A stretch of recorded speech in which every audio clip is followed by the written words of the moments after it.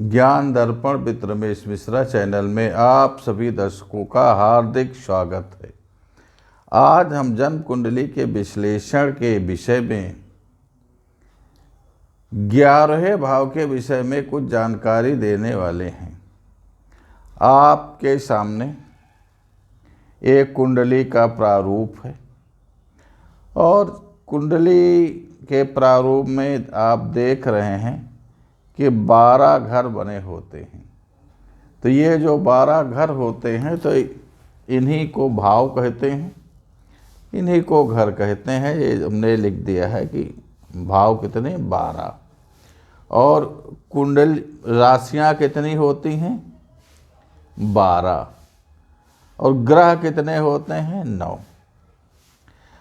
तो ये 12 राशियां और 9 ग्रह, इन्हीं पर ये आधारित कुंडली होती है।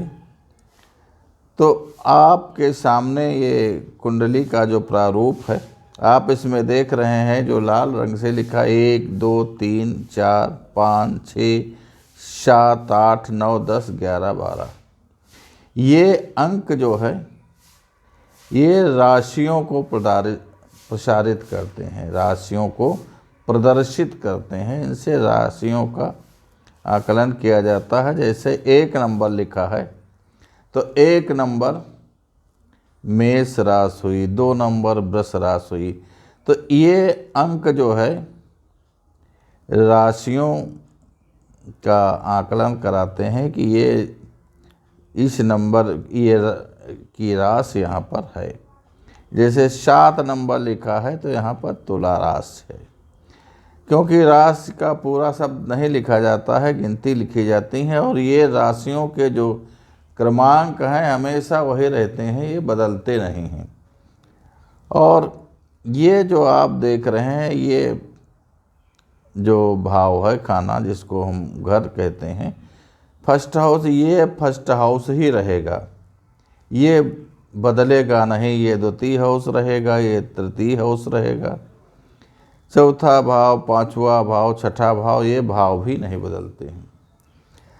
आप देख रहे हैं। और ये पहला भाव जो है ये लग्न का भाव होता है। तो कुंडली का जब हम गणना करते हैं कुंडली तो एंटी क्लॉकवाइज जैसे करते हैं। प्रथम भाव से निकट देखते हैं आप 12वां भाव है, द्वादश भाव। लेकिन हम गणना जब करते हैं तो 1 2 3 4 एंटी क्लॉकवाइज ही गणना की जाती है। तो अब आपको आज हम बताने वाले हैं कि जो कुंडली का जो 11वां भाव है ये भाव लाभ का है, आपकी आवश्यकताओं की पूर्ति का भाव है। और ये इसी भाव के माध्यम से हम संपत्ति, धन, द्रव्य, ऐश्वर्य, मोटर, कार, वाहन इत्यादि के विषय में इसी भाव से जानकारी करते हैं। ये भाव 11वां भाव है कि 11वां भाव में कौन सा ग्रह जातक को कैसा लाभ देता है। ये विशेषता लाभ का भाव होता है। और इसमें वो जो पाप ग्रह जिनको कहते हैं वो भी जातक को लाभ दे जाते हैं। ये हम आगे पाप ग्रहों के विषय में भी बताने वाले हैं, बताएंगे। और ये आप देख रहे हैं कुंडली में 1 4 7 10 इन भावों को केंद्र माना जाता है। हमने लिख दिया है कि 1 4 7 10 ये केंद्र के भाव माने जाते हैं। और त्रिकोण में 1 5 9 ये त्रिकोण के भाव माने जाते हैं। तो अब चलते हैं कि जिनका 11वें भाव में सूर्य होता है उन जातकों का भविष्य कैसा होता है। तो सूर्य जो है मनुष्य को तेजस्वी बनाता है, पराक्रमी बनाता है। तो जो साहसी बनाता है, तो जो व्यक्ति तेजस्वी, पराक्रमी, साहसी होगा वो धन से सदैव समृद्ध रहेगा। तो इसलिए 11वें भाव में जिनका सूर्य रहता है, ऐसे जातक बहुत धनवान होते हैं और इनको अनायास भी धन प्राप्त हो जाता है। तो अनायास का मतलब ये होता है कि किसी को पैतृक संपत्ति प्राप्त हो गई, किसी को ससुराल से संपत्ति प्राप्त हो गई, किसी को सरकारी ठेका मिल गया या सरकार के किसी अन्य साधन से इनकम हो गई, जिससे एकाएक संपत्ति प्राप्त हो जाती है ऐसे व्यक्तियों को, और ये बहुत संपत्तिशाली हो जाते हैं। और सूर्य जिनके 11वें भाव में होता है, ये बहुत साहसी और निडर होते हैं। इसलिए शत्रुओं पर ये सदैव भारी पड़ते हैं। शत्रु इनसे घबराते रहते हैं और थोड़ा संतान से जो है इनको कष्ट मिलता है। तो संतान से कष्ट मिलने का कारण ये है कि ये व्यक्ति थोड़ा भाषा में जो है अपनी निडरता रखते हैं और संतान पर भी ये अंकुश बनाकर रखने वाले होते हैं। ये संतान को इस तरीके से नहीं पालन पोषण करते कि जो चाहे वो करो। ये संतान पर अपना प्रभुत्व सदैव जमाने का प्रयास करते हैं। और ऐसे जातक बहुत धनी, आर्थिक दृष्टि से, शरीर की दृष्टि से बड़े बलवान, सुखी, स्वाभिमानी और ईमानदार प्रवृत्ति के होते हैं। अब चलते हैं अगला ग्रह, वो चंद्रमा 11वें भाव में होता है। इनके विषय में इनका जीवन कैसा रहता है। तो चंद्रमा आप जानते हैं कि मन का कारक है, और चंद्रमा जो है अपने जातक को सुंदर शरीर, सुंदर जो है विचार और अच्छे कर्मों के तरफ प्रेरित करता है। ऐसे व्यक्ति बहुत मृदुभाषी होते हैं, दूसरे व्यक्तियों को अपनी बातों से बहुत प्रभावित करने वाले होते हैं, लेकिन ये झगड़ेलू नहीं होते, इनकी प्रवृत्ति क्रूर नहीं होती। तो इसलिए ये थोड़ा लड़ाई झगड़ा और शत्रुओं से दबे रहते हैं, शत्रुओं से विवाद नहीं चाहते, शत्रुओं का भय इनके दिल में बना रहता है। और ऐसे व्यक्ति मांगलिक कार्यों में, शुभ कार्यों में धन खूब खर्च करते हैं, उनके पास धन की कोई कमी भी नहीं रहती। ये धन की दृष्टि से बहुत धनवान होते हैं और इसके साथ साथ इनका मनोरथ भी जो है सफल हो जाता है। लेकिन ये व्यक्ति थोड़ा मृदुभाषी और खर्चीले स्वभाव के होते हैं। स्त्रियों के प्रति इनकी मित्रता अस्थायी नहीं रहती, क्योंकि ये स्वभाव से चंचल होते हैं, इसलिए स्त्रियों के प्रति इनकी मित्रता सदैव अच्छी नहीं रहती। मित्रता तो होती है लेकिन अस्थाई नहीं होती।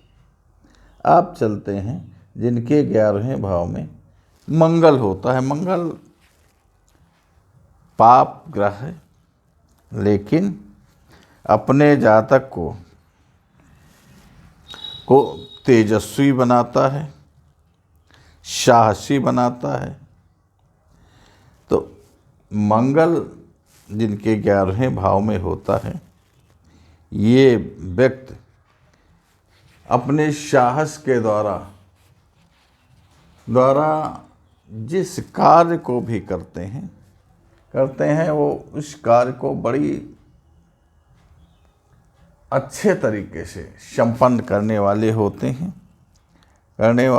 हैं और इनके आगे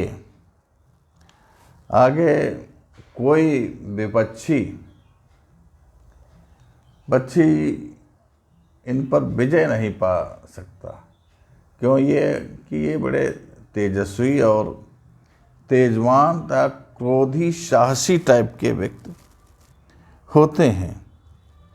तो इन पर शत्रु हमेशा इनसे परेशान रहते हैं और ये व्यक्ति बड़े भाग्यवान होते हैं।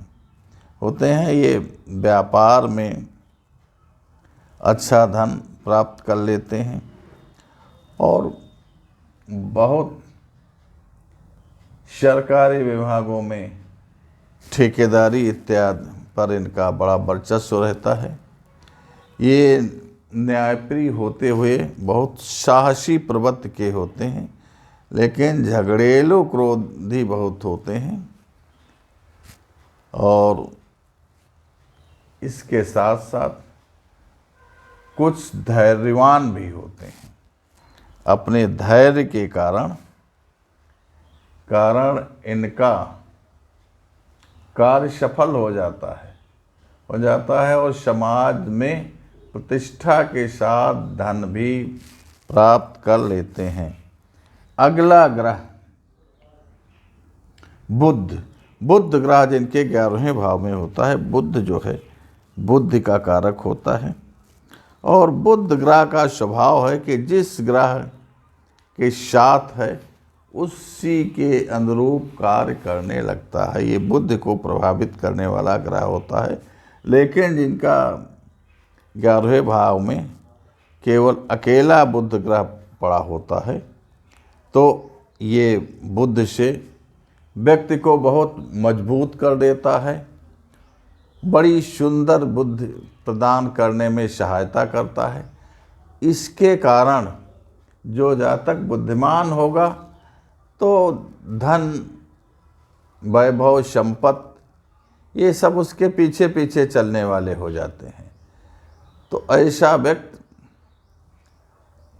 समाज में सदाचार का व्यवहार करता है। इसके इष्ट मित्र भी अच्छे रहते हैं। सरकारी अधिकारी, राजनीतिक व्यक्ति ऐसे व्यक्ति से बहुत प्रभावित रहते हैं। तो जिसके कारण ऐसे व्यक्ति धन की स्थिति में भी बहुत अच्छे हो जाते हैं, धन भी बहुत पैदा कर लेते हैं, प्रसिद्धि भी बहुत पैदा कर लेते हैं क्योंकि ये व्यक्ति विद्वान होते हैं। ऐसे व्यक्ति ज़्यादातर कवि और संपादन का कार्य करने वाले न्यायाधीश और बड़े विचारवान व्यक्ति पाए गए हैं जो अपनी विचारधारा से समाज में एक नया अपना परिवार का अपना ऐसा प्रचार प्रसार कर देते हैं जिससे इनके परिवार को भी समृद्धि प्रतिष्ठा मिलती है और ऐसे व्यक्तियों को भी समृद्धि प्रतिष्ठा मिलती है। अब चलते हैं जिनका गुरु 11वें भाव में होता है। गुरु ज्ञान है, और बुद्ध जो है वो बुद्धि है। तो ज्ञान में जो व्यक्ति निपुण होगा, ज्ञानी होगा, तो उसके लिए तो समाज में हर जगह स्थान होता है और वो व्यक्ति हमेशा धन को बढ़ाने वाला, अपनी भाग्य को बढ़ाने वाला होता है, जिस पर गुरु की विशेष कृपा होती है। तो जिनके 11वें भाव में गुरु होता है, ऐसे व्यक्ति अपने पिता के धन को बढ़ाने वाले होते हैं। अगर ये गरीब परिवार में भी जन्म लिए हैं तो ये धीरे धीरे अपनी क्षमता के द्वारा धनवान हो जाएंगे और सामाजिक प्रतिष्ठा में भी बहुत पिता के से आगे बढ़ जाने वाले व्यक्ति होते हैं। ऐसे व्यक्तियों की जो है संतानें तो कई होती हैं और ये समाज में परोपकारी स्वभाव के व्यक्ति होते हैं। और इनका जो धन भी है, धन अब स्वयं पैदा करते हैं और धन को अपने सत्कर्मों में खूब लगाते हैं। यज्ञ, पूजा पाठ, परोपकार, किसी की बीमारी या किसी को ऐसे समय में जब कोई उसको सहारा नहीं देने वाला होता है, तब ऐसे व्यक्ति एक सहारा देने वाले व्यक्ति के रूप में खड़े हो जाते हैं और उसकी मदद करते हैं। इनका स्वभाव व्यवसायी भी होता है, नौकरी में भी अच्छे पदों पर होते हैं और धन की दृष्टि से भी बहुत अच्छे होते हैं। लेकिन ये व्यक्ति कई स्त्रियों से युक्त पाए गए हैं। ऐसे व्यक्ति बहुस्त्री युक्त अपराक्रमी होते हैं। तो जिनका गुरु 11वें भाव में होता है, ऐसे व्यक्ति सभी तरीके से धन धान से परिपूर्ण और सामाजिक प्रतिष्ठा से भरपूर रहते हैं। जिनका शुक्र 11वें भाव में होता है, ऐसे जातक शुक्र जो है अपने जातक को अंग प्रत्यंग बहुत सुंदर बनाता है। तो जिनके शुक्र 11वें भाव में होता है, ऐसे जातक शरीर से बड़े सुंदर होते हैं और ये व्यक्ति प्रत्येक कार्य में लाभ प्राप्त करने वाले होते हैं। इनकी वाणी भी बड़ी सुंदर होती है, शरीर से भी सुंदर होते हैं और सत्यवादी होते हैं। ज़्यादातर ये झूठ बोलने वाले नहीं होते, ज़्यादातर सत्यवादी होते हैं। सत्य का ही सदैव ये साथ देने वाले होते हैं और इन अपने गुण के द्वारा, अपनी विद्वता के द्वारा ये समाज में बहुत अच्छा धन प्राप्त कर लेते हैं। वाहन, सुख इत्यादि इनके जीवन में सदैव रहता है और बड़े लोकप्रियता के साथ अपना जीवन व्यतीत करते हैं तथा ये थोड़ा स्त्रियों के प्रति विशेष आकर्षण रखने वाले व्यक्ति होते हैं और अपनी योग्यता के द्वारा सरकारी नौकरियों में अच्छे पदों पर कार्य करने वाले होते हैं। राजनीतिक पदों पर भी अच्छा कीर्तिमान स्थापित करने वाले होते हैं। समाज में लोग इनको बड़ी अच्छी दृष्टि से, बड़ी सम्मान की दृष्टि से देखते हैं और इनके तरफ समाज विशेष रूप से आकर्षित रहता है। जिसके कारण समाज में इनको राजनीति में अच्छे अच्छे पद भी प्राप्त हो जाते हैं। यदि ये नौकरी में हैं तो नौकरी में भी इनको अच्छे प्रमोशन मिल जाते हैं, अच्छे पदक इत्यादि प्राप्त हो जाते हैं। इनके ये कार्यों की सफलता पर है, इनको बड़ी सफल नज़र से समाज देखता है। और ये बड़े व्यक्ति अपने गुण के द्वारा, बड़ी अपनी कर्मठता के द्वारा सब कुछ समाज में प्राप्त करने वाले होते हैं। आप चलते हैं जिनका 11वें भाव में शनि होता है। शनि आप जानते हैं कि शनि पाप ग्रह है। शनि का मतलब अंधकार होता है, लेकिन शनि पाप ग्रह होते हुए भी अपने जातकों को सबसे ज़्यादा धन देने वाला ग्रह होता है। अपने जातकों के साथ अन्याय को नहीं होने देता, ये न्याय प्रिय होता है। शनि बहुत ही न्यायिक ग्रह है। ऐसे जातक जिनके 11वें भाव में शनि होता है, उनके माता पिता का सुख उनके बचपन में बहुत कम रहने को उम्मीद रहती है। माता पिता का सुख तो उनके बचपन में कम रहता है। और किसी किसी को तो देखा गया है कि बालकाल में उनके माता पिता ही उनका साथ छोड़कर स्वर्गवासी हो जाते हैं। लेकिन जिसके माता पिता बालकाल में चले जाएंगे तो उसको आर्थिक स्थिति का तो सामना करना ही पड़ेगा।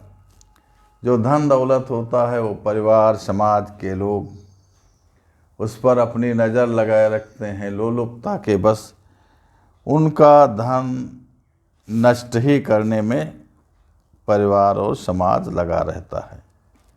तो ये बेचारे अप्रत्याशित रूप से थोड़ा दुखी रहते हैं। लेकिन ज्यों-ज्यों इनकी उम्र बढ़ती है, सामर्थ्य बढ़ती है, अपनी सामर्थ्य से ये धन को अर्जित करके धनवान हो जाते हैं। धन की कमी नहीं रहती है। अपनी सामर्थ्य से धन को प्राप्त करके धन को सुरक्षित रख लेते हैं। और ये बड़े वीर तथा साहसी स्वभाव के होते हैं। लेकिन इसके साथ साथ ये बड़े क्रोधी प्रवृत्ति भी के होते हैं। लेकिन ये व्यक्ति शरीर से तो रोगहीन रहते हैं, इनके बीमारी ज़्यादा नहीं होती हैं। संतान से थोड़ा बहुत दुख प्राप्त करने वाले होते हैं।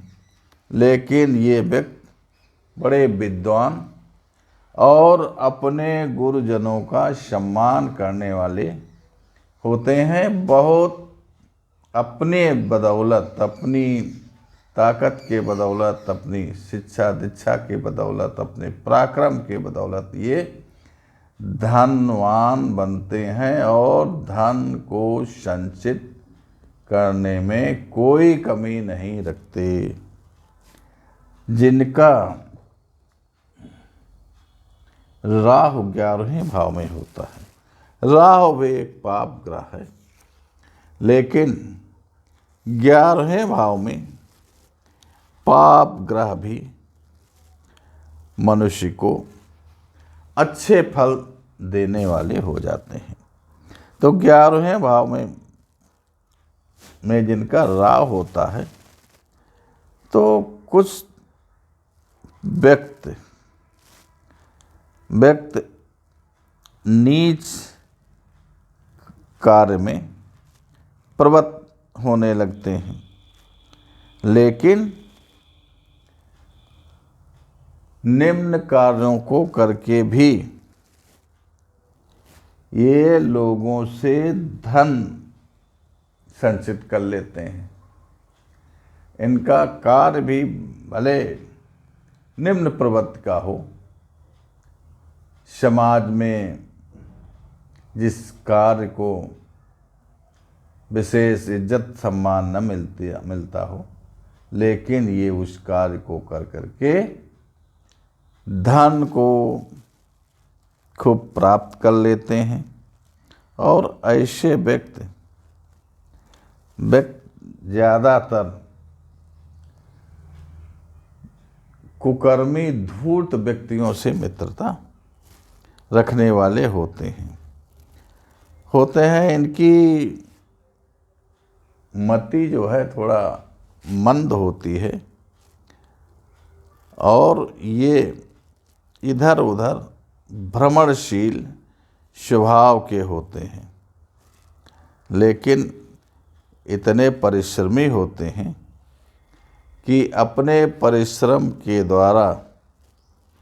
द्वारा सबको अचंभित करने वाले ये कार्य कर डालते हैं, जिसकी बदौलत ये अनिष्ट को भी टालने वाले होते हैं और अपने कार्य से अच्छा धन प्राप्त करके ये धनी होते हैं। लेकिन इनके जीवन में थोड़ा परेशानियां रहती हैं।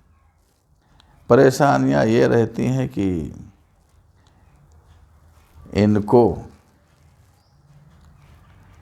इनको समाज में लोग बहुत अच्छी दृष्टि से नहीं देखते। ये इनके साथ सामाजिक सम्मान इत्यादि नहीं प्राप्त होता है। धन वैभव प्राप्त होने के साथ साथ भी समाज में इनको विशेष सम्मान नहीं मिल पाता है।